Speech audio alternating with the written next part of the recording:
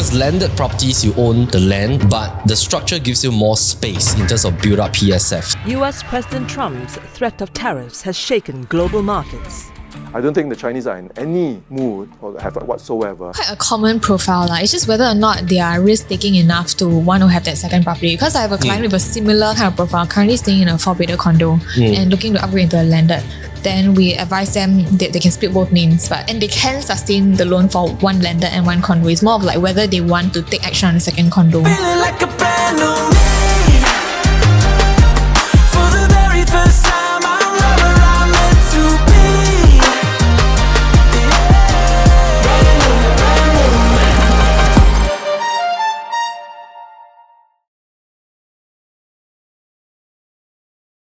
So we're going to talk about like real life case studies. A lot of people are into like this kind of profile with their income level, life season, investment appetite, but we just want to showcase like real life. How do we usually like think about the strategizing part for their portfolio, how to expand, and of course, maybe Phyllis, bring us through this profile. So the profile that we have today is Jason and Elaine.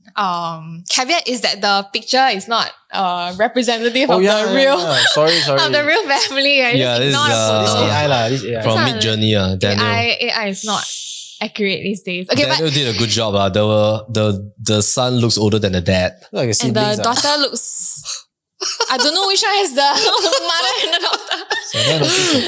Okay, anyway, the profile is Jason and Elaine, 45 years old, 43 years old. So this is what we call usually in the autumn kind of season that we usually talk about. Pretty comfy earning power. The husband earns 20k, wife earns 10.5k. They have 2 kids, and then they are a little bit even though they're in the autumn season, I think they're a little bit aggressive, or they're looking to make their final sort of like push before moving into the winter season. So now they're staying in Bartley Ridge, 4-bedroom, and then they're thinking whether to upgrade, to buy a lander, or to split into 2 condos or whatever it is. Yeah. Okay. Is this kind of income level quite common nowadays? I mean, based on what you've seen for like upgrading families. Common, but I think sometimes it can be a bit more, probably, than this, than what we usually see. Right. Yeah. Okay. So this is like a very good kind of like mid-range kind of example, right? Yeah. Okay, great. So let's proceed. Okay, so this is the background. Maybe Shawn, bring us away. So this is Jason and Lee. They have a 4-bedroom at Bartley Ridge. They bought at 2013. Okay, the unit number we just claw from square foot one. So if it's your real house, I'm sorry, but these are public information. Okay. But if it's your real house, good also. Then we're doing free consult. Free consult for them, alright. Okay. Their purchase was at $1.6 million, which about PSF is about 1,045. Then at today valuation is at 2.7, which grants them about $1 million profit over the last 12 years. So right now the couples, they are thinking of upgrading to a landed. So they're exploring kind of expansion strategies while still in their autumn season. So they're asking, what is next and what should they do? So let's pump in a few assumptions here. Basically, this couple is like contemplating, should they... Usually, I think the questions, Shawn and Phyllis, like usually what we get is that 3 options, right? Number 1, should they just don't do anything? Number 2, because of aspiration needs and maybe for more space, and also bearing the fact that a lot of condos are 99 years leasehold, they want to switch to something with a bit more legacy. So owning the land and the structure. So people usually think about landed, because landed properties, you own the land. If it's like a inter-terrace, 2,000 square feet, you own it. But the structure gives you more space in terms of build-up PSF. So we can look at the structure, let's say 5,000 square feet. You take 5,000 square feet divided by, you take, let's say $4 million divided by 5,000 square feet. Sometimes the per square foot on the space itself is lower than a strata condo, right? So that's what usually people think about. And then of course, sometimes people will think, hey, if I were to just buy one landed, 2 names, the consumption is very high because the monthly installment is not low. Should I then maybe just buy 2 condos, one for stay and then the other one I can defray the consumption through the rental income. So usually there's this 3 kind of expansion strategies. So we're going to look at the numbers. Maybe Phyllis bring us through like some of the financial snapshot. Currently, they already have usage of 416,000 in their principal amount, and then over the 12 years, they accumulated the accrued interest about $140,000. So all in, their CPF lock-in is about $560,000, which means that that will be what they have to to return back into CPF upon selling of Bartley Ridge. So we're not accounting for whatever existing CPF OA they have in the account, assuming that we're going to roll the funds fully into the next case. What is this concept about accrued interest? Because a lot of people, after they own their first property, for example, this family, maybe Bartley Ridge is their very first matrimonial home, then at the point of selling, then they realize when they lock into their account, there's this component here that they're supposed to return back to their own OA. What is this? So basically, if they had used CPF in the purchase of their house, they are using it in the house, correct? So what this accrued interest is basically, if let's say this amount were to be in your CPF OA account, there is this 2.5% per annum interest that is rolled. So you have to return that back to CPF as if that amount was originally in your CPF and not used for the property. Pros and cons of using CPF because of the accrued interest, Shawn. I think one of the pros is that, of course, for example, if I'm employed right now, is that naturally my employer tops up my CPF for me. So I don't really see it, don't really notice it. So in terms of the ability to use it to pay for my house, I think it's also something comforting because that means that my liquid cash on hand is easier for me, especially when I have growing kids, right? 13, 15 years old. And when they're even younger, let's say I'm trying to start a family, the kindergarten care, the diapers and everything still need a lot of money. So I think that's something that is a little bit more comforting to know that you have a bit more cash on hand. I would say the con sides is that, of course, when you come back and you do your financial calculations and you realize that, actually, the accrued interest is quite high. That's the reaction that we get when we do like financial calculations with our owners also. They realize actually the cash proceed is eaten a lot by the accrued interest also. Yeah. I think a lot of people don't understand this fundamental difference. Actually, by right, if you don't use your CPF at all, you don't use this amount for your property purchase down payment and your monthly installment, this amount by right should be paid by the government to you. Yeah. But now when you sell a property, you have to pay yourself back this interest from your sale price. So like you become the government, you pay back your own interest. But if you have used full cash for the down payment as well as monthly installment, which of course a lot of people don't want to do that, right? Because your cash can generate more interest outside through your investment or whatever it is. Then by right, this amount is an additional amount that can be earned by you from your government CPF, right? So this is a way to look at it. But of course, majority of Singaporeans, they use CPF to a large extent. It's very helpful to defray and improve your cash flow. Okay, so outstanding loan, we just quickly go through. Their original loan was 1.249. We're just making an assumption now, all right? That maybe that time, no matter what was the cooling measure, they pay down 25% down payment. They've been paying around 5,000 for the last 12 years. Then their loan estimate outstanding is about 715,000. So right now, basically, if they were to sell their Bartley Ridge, this is a 4-bedder, they will take back 560,000 that they can churn back into their next home. Then this is the cash proceeds before any fees. So let's say less of the fees, we just put it at about maybe 1.3. Yeah, 1.38 or something. Yeah, plus minus. All right. Okay, so let's have a look at this. What do you guys think? What do you think they should do? And then where do you think we should go first? Usually, what is the step that you guys do when you meet your clients? I think numbers will tell us a lot. Okay, who wants to do numbers first? Numbers, Phyllis? No. Okay, Phyllis, go.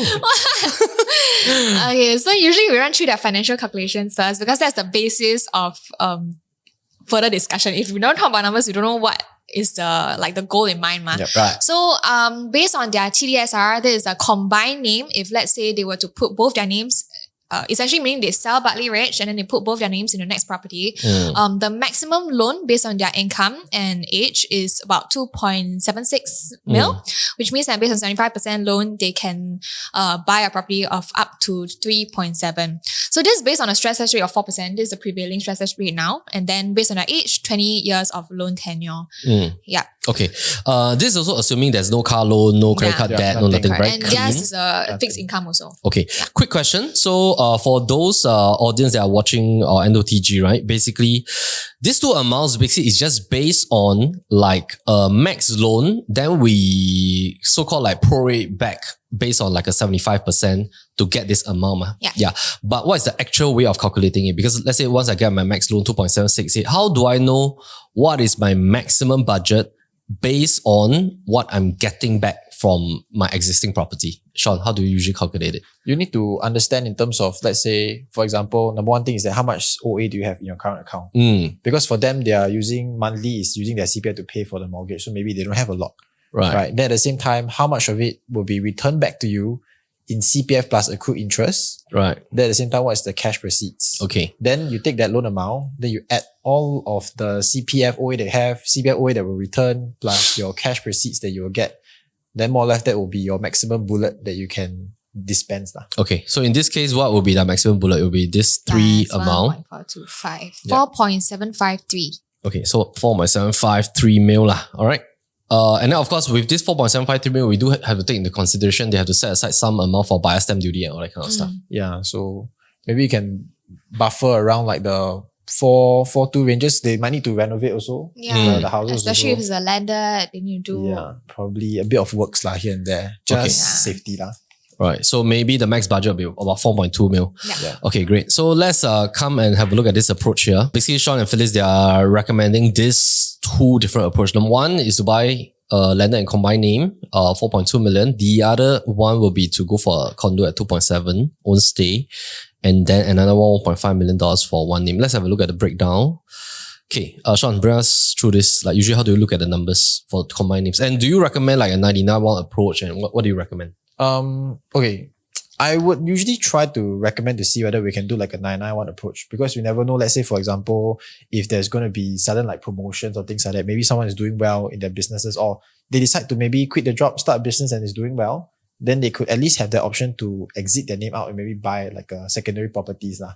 Yeah, so I think that is something that I would usually recommend, but it really depends, because I also understand some husband and wife, they would prefer to have like the 50-50, just for safety reasons and things like that. So we leave it for them to decide lah. Okay. Yeah. But in terms of breaking down the numbers over here, we can see that 4.2 million is the purchase price.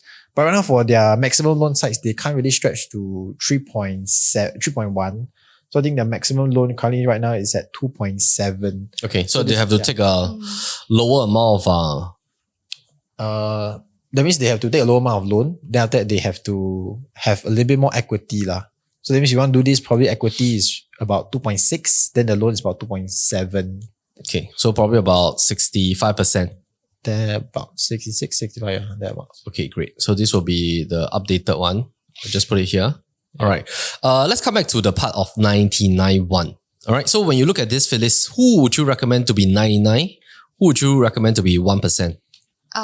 Typically, we recommend the higher earner to be the one who is the 1%, because next time they can remove and then their income will be able to sustain the new property. Yeah. Like if let's say they were to buy maybe like a 2 mil or whatever it is lah. Yeah. And that's also provided the existing person with the 99%, the income is strong enough to sustain the outstanding loan, right? Okay. Yeah. So there's an episode, by the way, I don't know whether you guys watch it. I was interviewing a divorce lawyer, Sarah May Thomas. She actually says that she actually clarified on this like sort of like fear and myth lah. So like she says that actually in Singapore, based on Women's Charter. Oh, I just had an NOTG episode with Josh and yeah, based on Women's Charter, right? Even if the husband owns 100%, from the day they get married onwards, whatever that the husband owns 100%, and even if the wife is 0%, right? Those properties that the husband owns 100% is still counted as like a shared one. Yeah, it's still up for contest one. So the percentage, the court doesn't really care. That is good for women. Yeah, it's really for Women's Charter. Yeah, so the ownership doesn't count. They count it from the day you get married. And after that, what has been accumulated? Does a prenup help? A prenup, I don't know where is it approved in does Singapore? it override? Yeah. It's approved in Singapore. Does it override Because it's very common in the Western Women's culture Charter? to get prenup. I think yeah. I don't know. I don't know. It's good. Yeah, maybe we should ask for her for a second episode. It's good that you don't know. It means you fully trust your wife. I don't have a prenup. Okay. So let's have a look at this. Basically, if let's say they were to base it on the max loan 2.7 odd mil, monthly installment 14,000, loan tenure is 20. Let me check a little bit of the current interest rate now. Phyllis, what do you think about the rates movement? Will we go up in the short term with the tariffs and everything? What's your projection? Do you know there was a tariff? Yes. Do you know I where was a tariff literally war? overseas when it happened. Oh, so you went to Europe to have a look at the Phyllis was in situation. Spain. First-hand experience. Or the impact of the tariffs. I mean, right now the rates are about 2.5, right? And some packages are around 2.3. So that's the current prevailing rate that we're looking at. Yeah, I think it's just that, of course, like, you know what Trump is doing, they're also having some holdbacks in terms of whether or not to lower like interest rates a bit more. Okay. So I think that's probably like the question part, because I mean, if you see the stock market is been crazy lah. You know, one word from him, it goes up, it goes down. So I think it's also hard for them to predict kind of where it will stand. But as of now, I think 2.5 is kind of where generally it will be at. So It's quite stable already. yeah, right? it's just, For the past few quarters already. it's there. But I think before COVID, you know, it's thereabouts also. When we did the financial calculation for our clients, it's always like around 2.5 kind of ranges or so. You mean pre-COVID? Yeah, pre-COVID. So you think it will be stable lah? I think as of now it's already nice at 2.5. But I think if things go as planned, things go well, maybe lower a little bit, you know, doesn't hurt anyone. But I think as 2.5 is pretty stable now. Do you think it's Trump's plan to lower the interest rate? I think Trump has his own, it is the political, I think Trump has his own like plans. That's what I think he has. He probably like, Of course. he like, I feel like he deep the market, right? Then he buy more stocks, then he up the market again for his own like benefits now. Okay. That's my No, wait, thoughts. what do you think? I think that recession is already happening in US. Inflation will shoot up, and then he will direct Fed to lower interest rate. Then QE will happen. So the whole will enjoy lower interest rates. Great. Yeah, I think that's what's going to happen. Okay. Yeah, I think this stock market will crash a little bit more. Then after that, he will be the savior to save the world. Okay. So today's date is So he caused this to 21st April. happen, then he Yeah, provide a solution. I think so lah. I and think make so. it- Yeah, We'll see how the he's stock a market businessman. goes. Yeah. Okay, great. So let's have a look at the numbers in detail again. So basically, this is the combined name. You guys will recommend 991 just in case in future they want to do anything. Now, let's talk a little bit about stretch tenure. Okay, so if they stretch tenure, they can increase by about 9 years because this is up to 65 years old loan tenure. After 1 year of paying the installment, they can stretch to 29. That's going to essentially bring down their monthly installment all the way from 14,466 to 11,037. Now, later we'll talk a little bit about this stretch tenure technique that has been widely adopted and what are pros and cons of doing so. Okay, maybe let's have a look at 2.7 mil condo. Shawn, why do you recommend this? I think we can look at probably like a 3-bedder in like RCR kind of region. Or What's your favorite project now? Just name it. can name it. Freehold or 99? I think this range likelihood is like kind of like sandwich. If you want like a 3-bedroom like freehold in like, for example, like head court, likelihood you need at least 3 already. Yeah. Yeah. So this like 2.71 likelihood needs to be like 99 years, that kind of range lah. Where?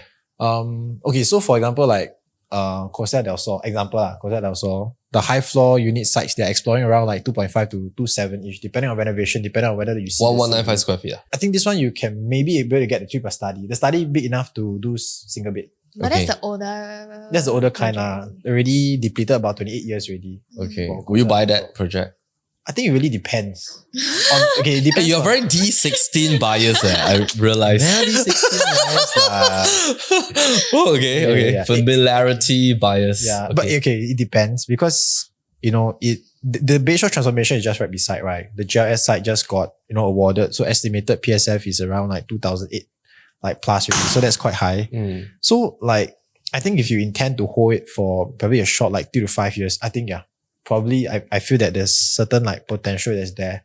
But if you hold it longer, then I think we need to see how long is long for you because the lease decay is going to be another concern lah. Okay. Yeah, so that's my feel of it lah. All right. So 2.7 mil Costa del Sol PSF is how much? PSF. Let me see what's 2,000 What's the plus. size? 2,000 plus. There Wow. is So kidding. Man. there is those like 1,200 square feet sizes. It's okay what? Oh, it's like damn. You all know the backstory of Costa del Sol? No? Maybe we share the audiences. What's the backstory? You That know- time you got tell us, I think. You got that I before? forget already. Yeah, it's like this how this, I think 2 agents became like, I don't know, millionaires or what. Because last time, this project, there was like, I think Lee Ka-ching bought a couple of towers. Mm. Then after that, they were the ones that bought it for him. Couple of towers like hundreds of units, and then they started managing for him, renting it out. Then after they started selling. So they formed one realty to sell this thing. Wow. Like, I don't know how many towers he own. Is it like 1 or 2 or 3 towers? That's a lot split Yeah. You ownership. own one tower is No, already so a it's lot. like, because last time companies can buy residential in Singapore. So he appointed these 2 agents to buy this for, to represent him, manage it for rental, and then sell it. Oh. Yeah. So their whole realty is just to sell this thing. Yeah. Hundreds of units.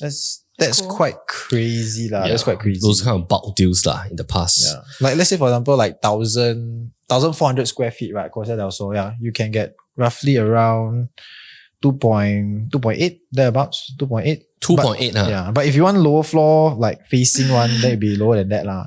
I think the moment you don't see the sea view, right, the price drop already. I see. Yeah. Okay, great. Okay, let's have a look at the financial. Now, the hubby can only loan about 1.8 mil. Would you recommend him to show a bit of funds to increase his loan to 2 mil? So that he can take a full 75% loan? What do you think? Does he have money? Yeah, it's about $1.4 million of cash, man. Oh, okay. Okay. For That's, sale. no, but you need that for the like The down Yeah. payments and everything. Stuff. Yeah, so in total, how much does he have? He have, they have a total of 1.9 mil, right? $9 million. Yeah, so would you recommend him to show a bit of funds, beef it up to 2 mil or just take a 1.8 mil? No, it depends on what he's gonna buy also. Yeah, so he's going to buy not this. showing funds for sale, showing funds. Yeah. I think whether there's a question to stretch like the loan amount more or to take lesser loans, right? It's really to understand what you're going to do with that funds. Because if let's say you don't have any plans to do that, what's so funny about that? He's like, No, it's okay. Okay, continue. Okay, it really depends on like Okay, you're what gonna is do. your preference? My preference is that I prefer to stretch it lah. Okay, to My at least take a preference is 75% leverage it, right? Yeah, but that's my preference because for me, like we do properties all the time. So I would say that for my investment style is that if I'm going to do this every single day and I know a lot of it, then I might as well put more of my bullets over here lah. Because if you were to loan less, you have to down more cash. You burn you trap your cash inside the property, right? Yeah, correct. Okay. Yeah. And anyway, you're already putting 25%, which is a lot already. So might as well just show a bit of funds and then go up to 75%. Anyway, there's a show fund calculator that PLB have. You can always contact Phyllis and Shawn will you Tay. show funds or will you pledge? I will show funds, Show funds. definitely. Yeah. Because you pledge, then you are trapped for another 4 years with a very low 1 point something fixed D rate. Yeah. Yeah. Melvin is a believer of Bitcoin. He'll put the money there. Okay, let's have a look at this. So, hubby installment will be about 10,000, right? Yes. Okay. What about the wife? Wife, so we're going to buy this under the missus name. She can take a loan about 1 million. She is slightly younger. She can go up to 22 years old. And then, let's say we show a bit of funds to beef her up to 1.125 for a $1.5 million property. Down payment is 419,000. The components are over here, 75,000 cash, 300,000 CPF or cash, buyer stamp duty, total 419. So if you look at the wife, she needs to set aside 419K. Hubby needs to set aside 779. In total, it's about $1.2 million, which technically they have more than enough because they have about 1.9 million, right? Okay. So, let's have a look at the wife again. Now, wife monthly installment is 5544. Now, I want to ask both of you this question. Is it advisable to stretch tenure? Let's say we just take the wife's example. So, Phyllis, would you recommend, let's say, Elaine asks you, the Mrs. Jason and Elaine, right? She says, Phyllis, should I stretch my tenure to 31 years? That means after I pay my installment for 1 year, I can add another 9 years. So stretch tenure means that up to 65 tenure age, after you pay your installment for 1 year, you can reprice with the same bank, stretch it up to 75 years old of your age, which is why we say plus 9, because you spend 1 year paying the installment, then you reprice, then you can stretch it for another 9 years up to 31. Now that is going to bring your installment from 5544 to 4348. You can generate extra cash flow of about 1196. Would you recommend that for this? Yes. Why? Because it lowers your monthly installment, right? You get extra cash flow. Okay, great. How about you, Shawn? I would say that it's okay to, okay, so I would say that it's okay to stretch because actually this second property should rent out. Yeah. So like technically, if she don't want to feel the pinch every single month Yeah. then this will be something that comforting for her When she open up her bank account, it looks pretty healthy, pretty safe Yeah. But keep in mind that of course when she reach age 65, she haven't paid finish yet. She still need to stretch until all the way. So, at the age, do you still want to continue to like find tenants? Because rental is almost like a small business like that. So for me, is that does she want to continue to work until age 65 or more than that? Yeah, so that would be, I would say that's the question. No, but I feel like you should always stretch though, because it doesn't mean that like your loan is until 65 means you hold the property until 65, but that's like 20 years from now. So it makes sense if let's say for example the next like 5 years, right? She said that I'm gonna just flip it Shawn. I don't want this property anymore. You stretch it doesn't matter. You're not gonna pay all the way. Then you lower, then right time So that changes the dynamic of it But the chances is you're not gonna hold it for 20 years. It's an investment property, right? And then the end goal is to let go and then like put your funds into like maybe downgrade into HDB or whatever. I would say that the plans, right, might change because if you think about it, actually right now the asset value, right, you have one at, let's say for example 3, you have one at 1.5. I'm just thinking maybe 5 steps ahead. If let's say for example I'm husband and wife, I'm planning for legacy planning, I got 2 kids. Then who gets the 4? Who gets the 1? So there might be possibility that when they stay at the landed, then they liquidate everything, stay in the HDB, then they would repurchase maybe other properties so that the legacy planning is fair for both Yeah. So there might be a chance that they need to switch things around. But just like you were saying, like if let's say at 65, like the concern is that whether she should continue working and stuff like that. If let's say at that point of time you don't feel comfortable with managing the money somewhere, you can just sell it. But yeah, you can sell it. Yeah, then like I don't see any reason for not stretching. Is that right? All right. So you're like the type that you don't like just sell right? You can always exit, right? Yeah. So like there's always an option to sell. No, because you always say if you buy into a group property, right, it will sell whether or not it's in a bear or bull market. Yeah. So correct. anyway, we will advise you whether to buy it.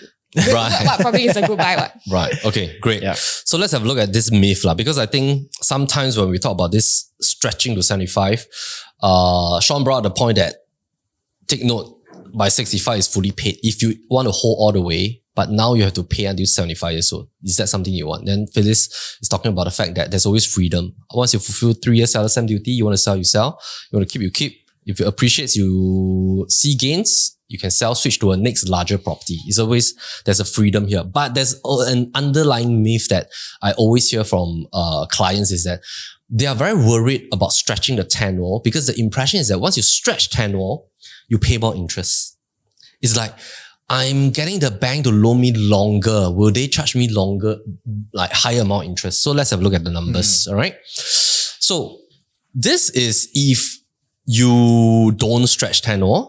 And let's say just now, y'all both brought a very good point. Somehow y'all say a magic number is that, what if we sell at the 5th year mark, which is the 60th month, right? So you say that, okay, maybe at the 5th year mark, I decide to sell. I've been paying basically monthly installment, interest component, principal component, and my outstanding loan is 920,000. All right. This is if I don't stretch. I maintain at 5544 for the last 60 months, 22 years. Let's have a look at the difference if I were to stretch. Now, if I were to stretch it, I'm going to bring my tenure to 31 years, 4348. I have extra cash flow per month. The interest I pay is 2,081. Principal is 2,267, but my outstanding loan is bigger, which is at 996. So basically, let's have a look at the 2 core differences. So to address this myth, actually there are some difference, but it's not big. If I don't stretch, I'm paying an interest of 128,000 for the last 60 months. I stretch, I pay another 3,000 over dollars. Or maybe 4,000 over dollars for the last 60 months in exchange for all this cash flow, which actually is quite a helpful amount because technically speaking, the key functional difference is that I've been paying more principal, trapping my principal in my property for 60 months, which if I were to stretch a tenure, actually I can save potentially up to $70,000 of principal outside and I can generate more interest with it. Let's say I put into a dividend stock, DBS 5% or whatever it is, I can generate more cash flow outside. Yeah, so actually the key functional difference is the principal, I would say. What do you guys think? I would say that if this is, back to the thing is that if this is a rental like property, then I think if you stretch it, you you won't feel the pinch as much for sure. Yeah. Yeah. So I think the interest payable, I mean, of course, if you look at the full entire picture, you will see the difference. But if you go by month, actually it doesn't really affect since you're renting out also. Yeah. So what's the end verdict? Would you all still stretch? It seems like both of you will still stretch. I would stretch lah. Sure, I would stretch lah. So the total cash flow outside is actually 71,000. Will you use this money to buy a car? Not a car. No Pay for lah, installment? maybe No, this one can pay for per installment. month. Yeah. You can, right? What kind of installment? Like car installment? Like second-hand car, Yeah, right? of course, can. Will you do that? I mean, I already have a I car. probably won't do that lah. I won't get a car lah. I won't get a car lah. That's for me. That's But for you me. have a That's a car. personal Yeah, I already have a preference. car. Is your car fully paid? Yeah, fully paid. Oh my What? goodness. Yeah. Why? Fantastic, man. Yeah, don't You're a cash guy. You're a cash guy. Oh, you're Debt-free debt guy. free. You? Is your Debt-free. car No fully paid? lah, I leverage. You're a leverage queen. I leverage on assets. Not That's on smart. Yeah, car is liability. Fantastic. It is. Okay, let's have a look at this. Let's just use this example. Okay. Okay, this was basically something that we just did at the HDB Upgraders Clinic. I need your help to key in these numbers so that we can help our audience to look at how much do you need to come up per month in terms of cash to own 2 properties. Okay, so this is based on both your recommendation. This is the year 2025. Own stay property 2.7 mil. You recommend, what are you guys recommending? 3 plus study. You can do like a 3 plus study or 3. Okay, great. Hey, Phyllis, you haven't said what project we recommend. I don't know lah. 3 plus study, because that was all. Okay. Okay, 这样 I mean, why not a 4 beta in OCR? What would definitely be lesser than that lah. Oh. You could do it at 2.5. 2.7 still can No, buy but it's freehold. like, No? depends on where they want it. Because this is the own stay house, right? So let's say 3 plus study. Help me with the monthly installment. How much is it? So basically, this is like a very simple kind of formula to see how much you need to own 2 properties. So basically, you need 5,634 cash per month to own 2 properties. And then, of course, the question is that maybe per couple will come out at about 2,000 plus per month, right? $2,800 per month. What would you have done with this 5,634 cash if you have not expanded your portfolio? Would you use it on something else, spending on something else and stuff like that? And then basically, I think the way to think about it is that Like when for you, savings, when you founded this 5,634 to own these 2 portfolio, there's now in total 2.7 plus 1.5 is $4.2 million of portfolio, right? Would this build an engine that can appreciate into the future? Yeah. Right? And that is where we come into this approach over here. It's like when you take action now to expand your portfolio to 4.2 million from your Bartley reach, which is now worth 2.7, you're taking like a action. And in order to make this action happen, all you need to do is to set aside $5,600.34 per month to expand into a $4.2 million portfolio, asset value, we call. And usually, we want to chart it forward, like by the time you're 54 years old, what is going to be the value of these 2 asset class? I think one key objective that we always must share is that, let's come on this screen for a little while. It's like a lot of people basically, they depend a lot on active income. And then, during their most income producing years, they don't spend an intentional effort to strategize to put their active income to good use to create like, I would call like a liquidity event. That means how do you leverage your earning power, make it into a liquidity event to leverage asset income ownership. And asset income ownership is very crucial in your winter season to funnel it into a passive income so that you don't have to worry about like 55 all the way to 85 or 100 years old. What is going to be your returns? Like, do you still have to work? Do you still have to work part-time? Do you still have to like do something, right? And this is actually the most risky income. It's the most risky. Your active income is the most risky. I mean, you don't know when your job will face certain kind of issues or your business will go south or stuff like that. And thus, if you don't have like a good enough asset income, it's going to be an issue, right? So what we want to do is that, how do we then funnel it during your most productive season?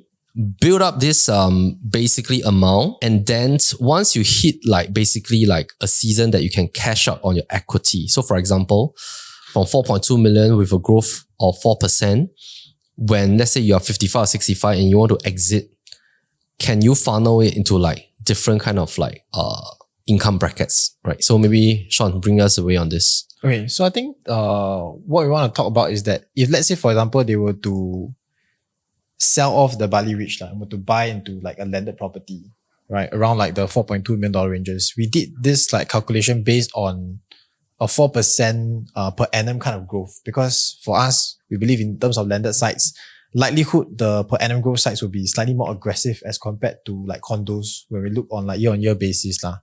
So if let's say for example they were to take this landed home, right, and just to invest all the way until the age 65 and they pay off, you know, what would be like the total amount of equity that they would have on hand now. So if you just take a 4% per annum like growth, then you shoot it up all the way towards age 65, they will likely end up around 7.56 mil in terms of equity. So we're talking about the 4 like circles that's down here. So this is how we will recommend to allocate in terms of like the funds, right? Because number one is that they definitely need a home to stay. So maybe one of their own stay home could be like a condo or HDB, but if condo likelihood would be around $3 million ranges. Then to also have this extra equity to put out for rental property around 1.5 million. Maybe by then, probably can only get like a, I don't know, what is it, 2-bedder? Around there, just 1-bedder. 2045, 20 years from now. Yeah, maybe a 1-bedder lah. We just say it's a 1-bedder. Okay, rentals easily still can have at least 3,000 Okay. Yeah, 3,000, thereabouts. Okay, Yeah. so passive income plus 3K. Plus 3K lah. Yeah. Okay. Right. So we, as you mentioned before, like 5% kind of like passive income, $2 million fixed rate, that will be about 8.3 per month. Then just 1 mil liquid cash, they can go around, travel the world, see everything that they want. Yeah, so this is how the plans likelihood will be like lah. Quite sure, Quite sure, right? Yeah. Quite chill lah. Yeah. You got 11K passive income. Then basically you still own 2 properties. You got $1 million cash. Anytime you are not happy, just take out this amount also can. Yeah. Because it's generating 8,300 lah. I think per month, what do you think? 12K per month, you think enough for you? Enough Enough for you. Enough or not? Your car is fully paid already, what, Shawn? Why you worry? Why you need to pay 12K for? No, What are you spending 12K for? no, I also think it's enough. But is it enough for you guys? Of course enough. 12K. Of course, by the time all your kids will grow up already. Yeah, You you spend own self pay, own self. 1 month 2K already. 12K per month, you 1 go. month 2K. You sure or not? You go Go to a coffee shop, eat cai tao kueh, then buy one coffee every day. You work so hard every day. You eat work cai so tao kueh. hard to eat cai tao kueh every day. I love cai tao kueh. On my deathbed, just bring me cai tao kueh and some curry puff. Y'all heard it. Okay. Okay, so this is basically to funnel into like automated machine, right? So we call this like our what's our framework for this? Retirement plan. Diamond. Retirement. Some more diamond. Actually, can Oh, diamond plan. The hexagon Coined by diamond me. Diamond plan. retirement PLB framework. Okay. All right. So, what about this? If we were to split it up, what's your take on this, Shawn? Phyllis? If we were to split it up 2.7, this one we just calculated based on a 2% per annum growth lah. Until kind of Why like, are you so This is very conservative, right? conservative on condos? is conservative. You gave 4% growth to landed, and then now you are biased against condo, 2%. Actually, 2% is very, very low. You That's might my as well put the suggestion. money in It's low somewhere lah. else. It's low. Yeah, it's just that just for safety, then I just put like 2 just for us Because to like calculate. 20 years, right? They only earn 1 mil. It's very little, right? Yeah, That's kind of little. just for like calculation. Conservatively Look lah. at 100 pumps owner. 9 years earn 1.5 million already. Oh Yeah. my Very different, goodness. that's You just easy. go and buy EC. And Maybe like we some talk about- Not everybody have the ability to buy EC lah. Oh, that was a one-off event. I just saw the Nowadays, latest. EC very hard. The down payment need a lot. Your They have to be your very typical cash trip you rich. Or they need need to to pledge have and like unpledge already. parent support. Parents' blessing. Yeah. They should tweak the measures a bit. But then, yeah, I don't know. We'll talk about EC later on. Okay. Okay. Yeah, we just did a 2% 2%. Okay. per annum growth. All right.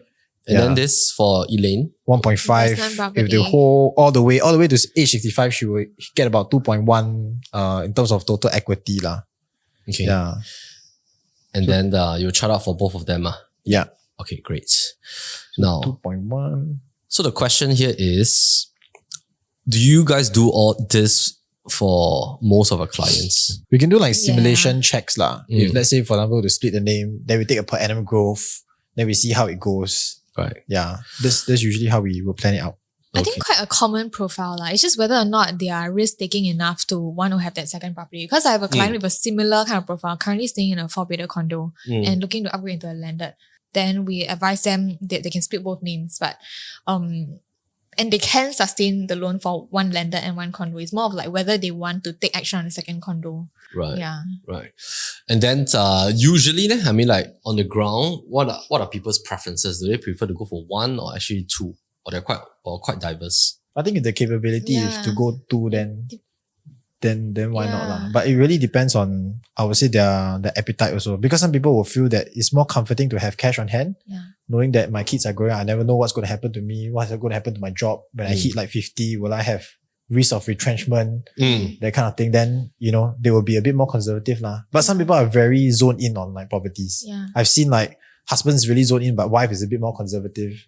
Right. And some people have different portfolio investment strategies, not just talking about real estate. Maybe their funds are parked in other kinds of investment, and that's fine. Correct. Yeah. I think we talk to like stockbrokers and things like that. So I always share that, if you can get an RI that is more than a property that is being leveraged, then why not? Why not you stick to your stocks and you can take like dividends and go and rent a place also if you want to keep even more cash on hand. But then again, stocks it's like you have to be constantly watching it, and sometimes averagely over the years, if let's say you're in and out of the market very often, sometimes the average yield that you get is equivalent or less to a real estate like portfolio. And that needs a lot more work. Whereas I feel like for real estate, if you get the move right in the start, then you essentially do nothing.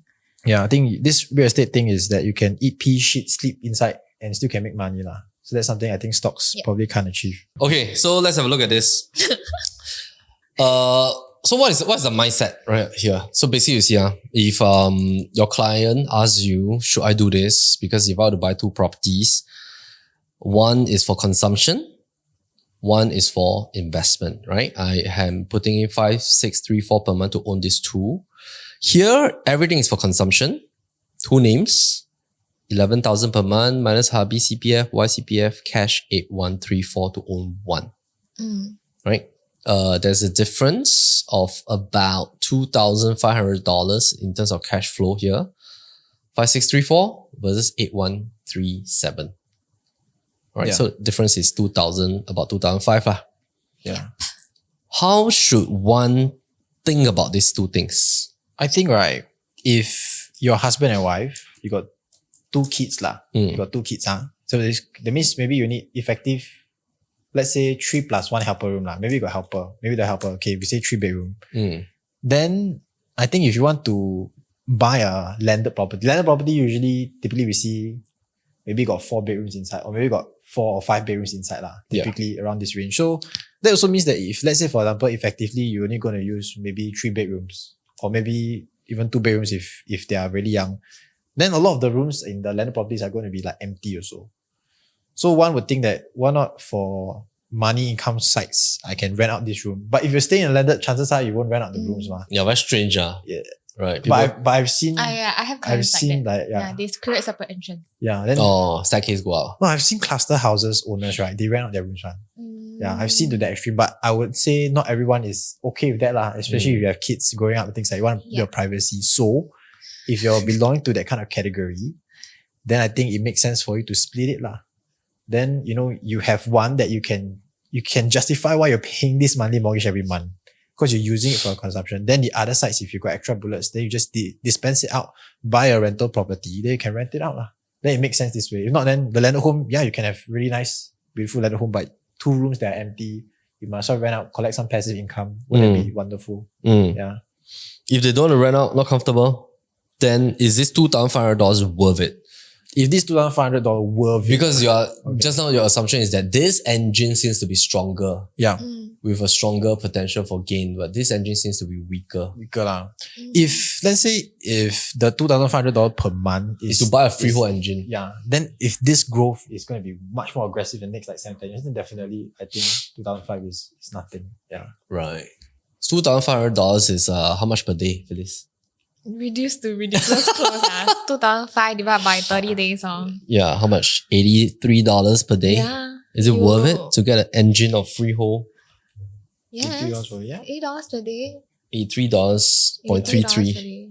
Some people eat more than that already. Per Yeah, day. maybe just don't eat Hai Di Lao for a while. Ever. Forever. Or just sell away your car. No lah, $83 to sell away your car. But there are some landlord 2005 owners. month eh. Yeah. Oh, Right. But there's some landlord owners no that lah, don't no drive lah. also. Yeah, some of them I've landlord buyers that they don't have a car also. What would you do for this? I will buy the landed lah. But the important question is now $4.2 million. What are you gonna buy?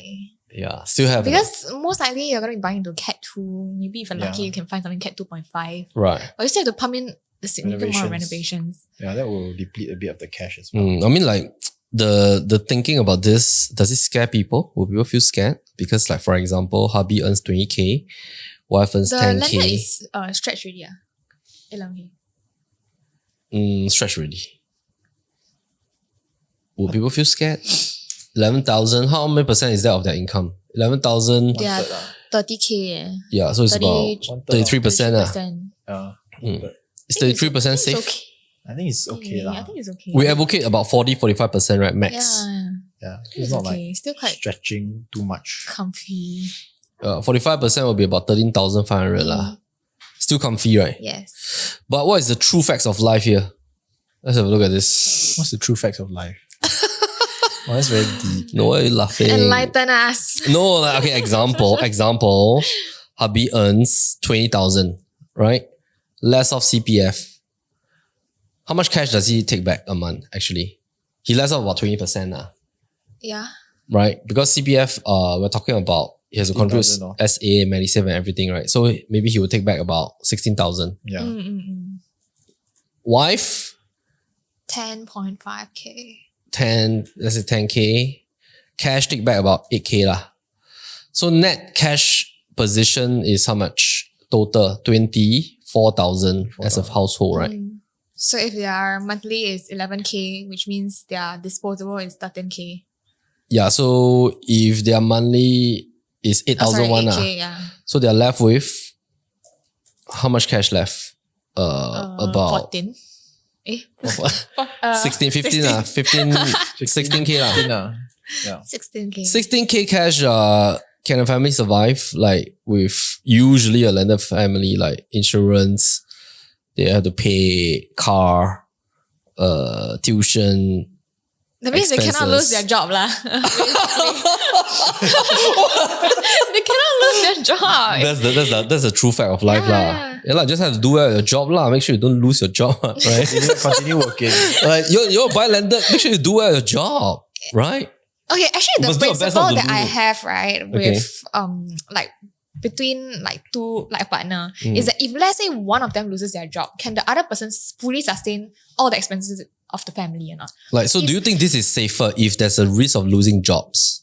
Yeah. safer lah, Yeah, for sure technically lah, If you for split, sure. it'll be safer. Yeah. I mean like Okay, for if the- let's say example, anybody lose job, right? 5,600 can sustain. can because even if the husband loses a job, the wife has a 10.5K. I mean, maybe, Still got this, That right? means every month, right, there will be like income and then expense already. Yeah. Yeah. I mean, if the wife lose job, 16K still can pay off that 5,600. Yeah, but if if husband the lose job, husband lose job, so the husband better don't lose the job. okay, but worst comes to worst, husband lose job for 1 year, right? At least the Yeah. wife can tahan a bit. Yeah, Yeah. Still can, right? yeah. So That's the principle that I have. One has to be able to sustain. But if everything is to a landed, then a bit stress already. Yeah, Because if, let's have a look, if husband lose job, they left 8K, here already 8K out. Yeah. Die. die. If wife lose job, 16K. That's why they say you have to have emergency funds for at least 6 6 to 12 months. to 12 months, I think right? 12 Yeah. months. So did you guys factor emergency funds for this family? Let's have a look. Did you guys? $1.9 million. How much are they using off? They use 1.2 mil lah, just now we Yeah. calculated. Yeah. So you are saving about 600K for them. 600K, yeah. Yeah, but we still need to factor reno lah. If they go too crazy with reno, then So don't reno too much lah. But I think it's okay lah. 300k. 600K buffer funds Yeah. can last for how long? Let's say let's say 100K for reno. Okay. Okay, let's say 150K for reno and buy stamp duty. Okay. So you left Okay, 450k, we right? just level You half lah, half 450. lah. Okay, Left let's say 300K 300k. 300k you divide by 12 months. 12 months. 300k divided by... How many years you can sustain for lah? As in how much? Okay, as in like how much they spend a month? Let's say they spend. Okay, 300k we divide by this cash. Landed cash. Okay, 8137 can last for 36 months. that's 3 years. Yeah. Should be enough. Should be enough to fight back, right? Right, I mean like... 3 months cannot find job. No, 36 months, I think you can find a job lah. Yeah lah, right, yeah lah. right. Okay. Then by then you cannot unsell the house. Cannot. 3 years SSD already. By then if cannot, Yeah, cannot. then Then just sell the house. That's Oh, all lah. okay. I mean, I think this is a very legit and sort of like real kind of fear lah. And of course, we also have to take into consideration this is the golden age lah of retrenchment. Yeah. That's Oh, true. Correct or not? MNC kind of like style. Yeah, so So yeah, have to do well lah. No choice lah. Huh? Where are we? that's the conclusion. Where are we in Go Singapore? or no go. Have to do Keep well. working. Do well. Okay, great. What? Hey, why the Donald Trump action? Huh? Well, Oh. just do. Oh yeah. Okay. All right. That's it. That's it. No closing thoughts. This is a great first episode. We have a lot more interesting profiles coming up. This is just the very first appetizer only. This is the simplest form of profile. We have a lot of like profiles in the next few episodes. I think people with 4 properties, 5 properties, mixture of industrial property and all that. So Shawn and Phyllis, please stand by. Hope to see you on the next few episodes. That means I will still be alive on the next episode. Yes.